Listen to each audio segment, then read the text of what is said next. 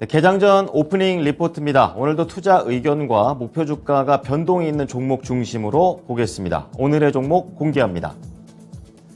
자, 목표 주가 상향 조정된 종목이 두 종목입니다. SK바이오사이언스, 한미약품이고요.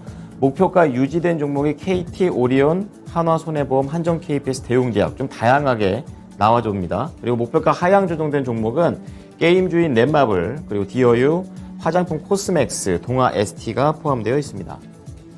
자, 오늘은 목표 주가 상향 조정된 종목 2개, 그리고 하향 조정된 종목 3개를 체크해 보겠습니다. 첫 번째는 SK바이오사이언스입니다. 한국투자증권이고요. 매수 의견 유지, 그리고 목표 주가는 12만 5천 원에서 16만 원으로 높였습니다. 제목은 2분기 실적과 관련해서 주가는 실적을 선행한다라고 얘기를 하고 있는데요. 자, 우선은 실적과 관련해서는 영업이익이 전년 대비 14%, 매출은 전년 대비 7% 모두 다 하락합니다. 전망치 대비 소폭 하회할 것으로 보고 있는데요. 하지만 이 노바백스 쪽에 포인트를 맞추면서 긍정적으로 전망을 했습니다. 지금 CMO 물량 자체가 차질 없이 출하 중에 있고, 이 노바백스형 CMO 매출이 하반기에는 지금보다 더 늘어나게 되면서 어제 남은 하반기에 매출을 책임질 수 있는 그런 요소다라고 얘기를 했습니다. 자, 그리고 내년 실적을 본다면 현재 주가 흐름은 당연한 거다 이렇게 얘기하고 있는데요. 바로 토종 코로나 백신 스카이 코비온과 관련해서 주목해보자는 내용입니다. 6월 29일 날 품목 허가를 획득했고요. 부스터 임상에서 25배 높은 오미크론 효과가 긍정적이다라고 얘기를 하고 있습니다. 그래서 지금 스카이 코비온 매출이 2,600억 원 수준에 그치지만 내년에는 7,300억 원을 넘길 것으로 현재 전망을 하게 되면서 이 부분에 따라서 목표 주가를 상향 조정했습니다. 다음은 한미약품입니다. 유한타증권이고요. 매수 의견 유지, 목표 주가는 38만 원인데요. 지금 이전 가격을 지금 찾을 수가 없었습니다. 하지만 상향 조정된 부분만 좀 말씀을 드리고요. 좋았던 2분기, 모멘텀은 3분기부터라고 얘기하고 있습니다. 지금 2분기 영업이익이 전년 대비 86%, 매출은 전년 대비 13% 늘어날 것으로 보고 있습니다. 긍정적인 실적을 앞두고 있는데요. 그 원인으로 볼 수 있는 것은 품목 중에 로수젯이라고 있습니다. 이게 고성장을 계속 지속하고 있고, 거기에다가 비수기인데도 불구하고 북경 한미약품이 상당히 긍정적인 실적을 냈다라는 거에 포인트를 맞췄습니다. 여기에 더해서 이제 하반기 집중된 R&D 모멘텀을 좀 보자라고 얘기하고 있는데요. 지금 스펙트럼 쪽에 기술 이전을 한 롤론티스, 그리고 포지오티닙 두 개 다 승인 예정일이 하반기에 예정이 되어 있습니다. 롤론티스는 9월 9일이고요. 포지오티닙은 11월 24일로 예정이 되어 있습니다. 그렇기 때문에 이런 승인 여부가 모멘텀으로 작용하고, 또 MSD의 기술을 이전한 듀얼 이고이스트의 임상 결과를 올해 안에 받아볼 수 있다는 것도 긍정적으로 바라보게 되면서 투자 의견을 한미약품 상향 조정했습니다. 네, 다음은 하향 조정된 종목들입니다. 넷마블인데요. IBK 투자증권입니다. 매수 의견 유지, 14만 원에서 9만 원까지 크게 낮췄습니다.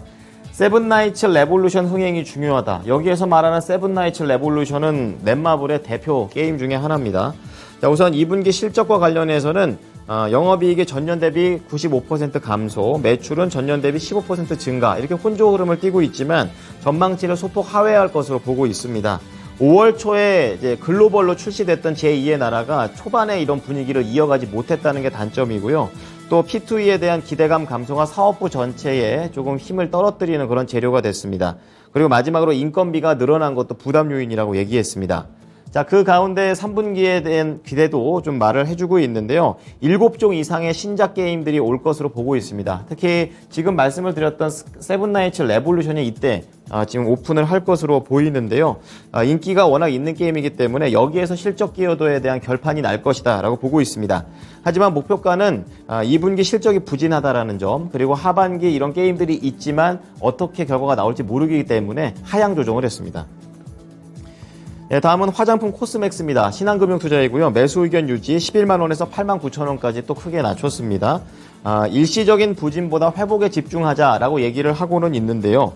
우선 2분기 중국의 이런 락다운, 봉쇄 영향이 계속해서 이런 수출주들한테는 악재가 되고 있습니다.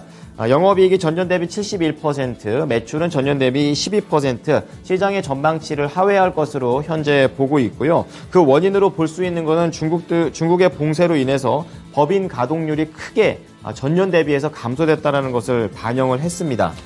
자, 그리고 앞으로에 대한 긍정적인 관점도 이 가동률 회복에다가 포인트를 맞췄는데요. 지금 회복 기조가 뚜렷한 것으로 지금 판단하고 있습니다. 그리고 한국 법인 쪽에서 색조 수출 물량이 계속 늘어나고 있다는 것을 좋게 보고 있고요. 계속해서 코스맥스는 중국 쪽에다만 수출을 많이 했었는데 일본 쪽에 대한 매출량이 늘어나게 되는 것도 중장기적인 측면에서 긍정적인 포인트라고 얘기를 했습니다. 하지만 아직까지는 좀 단기적인 결과를 기다려야 되는 그런 구간이기 때문에 목표 주가는 하향 조정했습니다. 자, 마지막으로 동아 ST 보시죠. 키움증권이고요. 매수 의견 유지 9만 원에서 8만 원으로 약간 낮췄습니다. 일시적인 비용 증가로 기대치를 하회하는 실적이 예상된다라고 얘기하고 있는데요. 영업이익은 전년 대비 46% 감소하면서 전망치를 하회하고 매출에서는 전년 대비 8% 늘어나면서 전망치에 부합하는 혼조 흐름을 보여주고 있습니다. 앞서 말씀드렸던 대로 일시적인 인건비가 좀 상승된 부분 반영이 되고요. 판관비가 늘어난 것도 반영이 되고 있습니다. 하지만 이 두 가지 악재 다 모두 하반기에는 정상화될 것으로 보면서 안심할 수 있는 내용들도 들어가 있었습니다. 자, 그리고 단기 주력 R&D 쪽과 관련해서는 바이오시밀러 스텔라라를 좀 체크를 하고 있는데요. 신제품 출시와 관련된 이벤트가 되겠습니다. 지금 연말에 임상 종료가 돼서 내년 초에는 결과를 발표할 수 있을 것으로 현재 추정이 되고 있습니다. 글로벌 시밀러에서 출시를 하는 거기 때문에 지금 의미가 있고 거기에서 안정적인 캐시카우 역할을 할 것으로 보기 때문에 이 부분 역시 좋게 봤습니다. 하지만 이 목표 주가는 실적이 하향 조정됐다라는 점, 그리고 선정 방식이 바뀌게 되면서 낮춰 잡았다는 부분을 얘기했습니다. 지금까지 오프닝 리포트였습니다.